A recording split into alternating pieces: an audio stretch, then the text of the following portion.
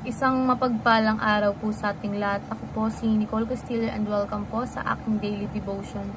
So, ang topic po natin ngayon is preservation. So, when you say preservation, it is an aspect of God's providence in which He continuously sustains all created things, keeping them in existence and upholding their nature and function, from galaxies to atoms, from human breath to the beating heart. Nothing exists independently. Everything is upheld by God's ongoing will. Preservation is not passive. It is God's active care, moment by moment. Without His sustaining word, all would collapse into nothingness. This truth reminds us that creation is not self-sufficient, and neither are we. God preserves not just the universe, but His people, keeping them secure in His hands. So, ayon po sa Colossians chapter 1 verse 17, He is before all things, and in Him all things hold together. So, dumako naman po tayo sa ating katuruan. Sinasabi po ito na God sustains all of creations through Christ.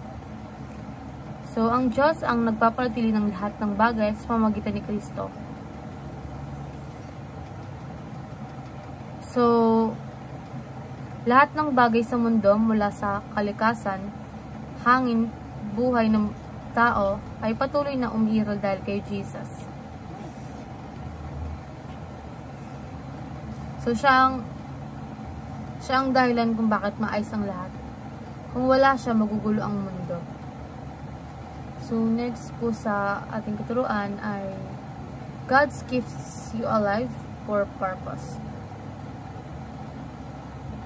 So, ang buhay ka ngayon dahil may layunin ang Diyos para sa iyo.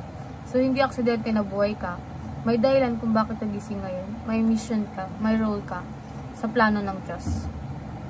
And last, God wants you to enjoy a life free from worry. So, gusto ng Diyos na mamuhay ka ng walang pag-aalala. Hindi kalooban ng Diyos na laging stress ka o balisa. Gusto niya na magkaroon ka ng kapayapaan at tiwala sa Kanya sa gitna ng problema.